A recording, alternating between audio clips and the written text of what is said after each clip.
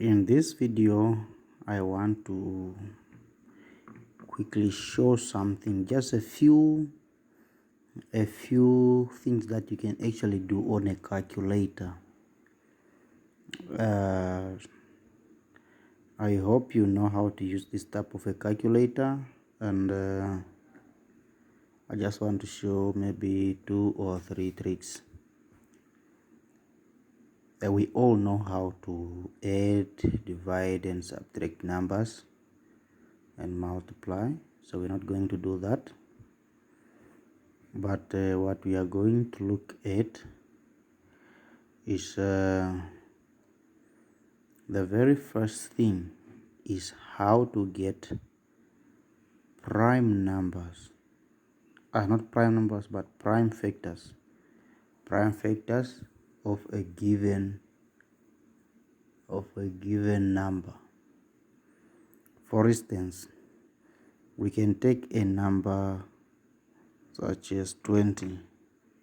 We want this number to be expressed as a product of its prime factors. Now, in exam,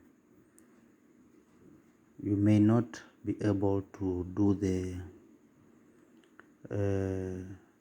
the normal way of getting the prime factors, but if you have a calculator, it's easy to do it, especially this type of a calculator. So what you do, after you press that number 20, you press equal here, and you can see the number 20 is appearing here, and then you press shift.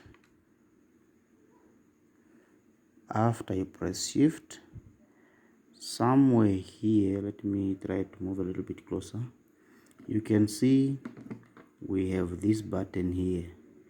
Above that button you can see fact. That fact stands for factors.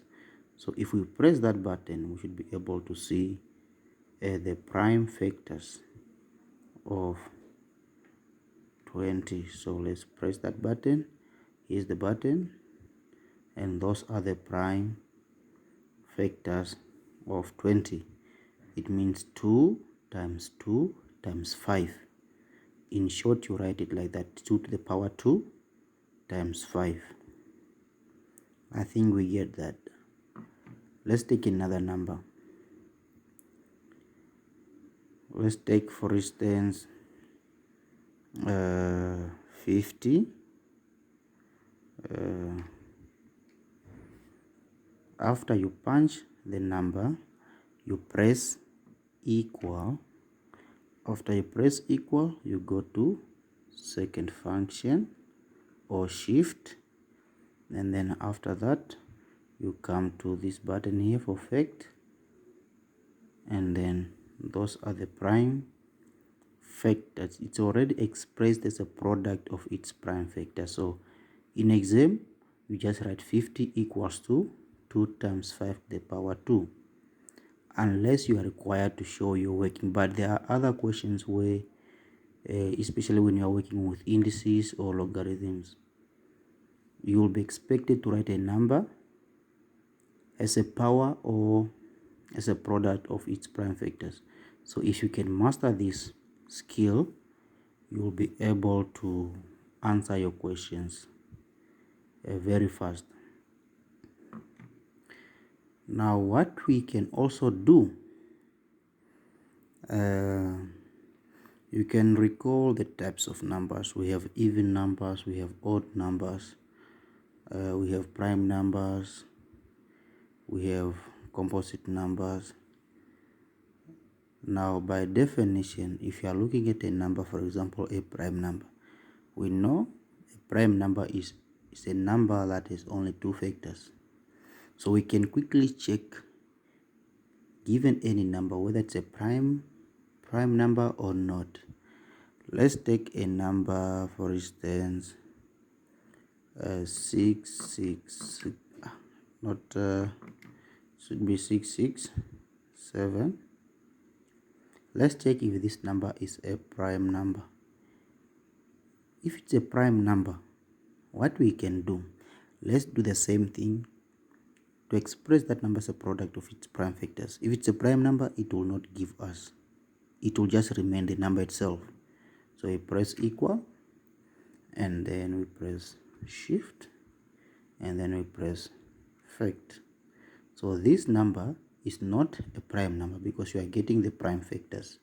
So those are the factors of that number. Therefore, it's not a prime number. Let's take another number. We can take random numbers. Let's take 57. We press equal, and then shift, and then our button here. Therefore, this number is not a prime number. Let's take another random number. Let's take 11, the one that we know, and then we press equal, and then shift, and then we come to this button. You can see 11 remains 11. Therefore, this number is a prime number. Let's take another number. Let's take 31.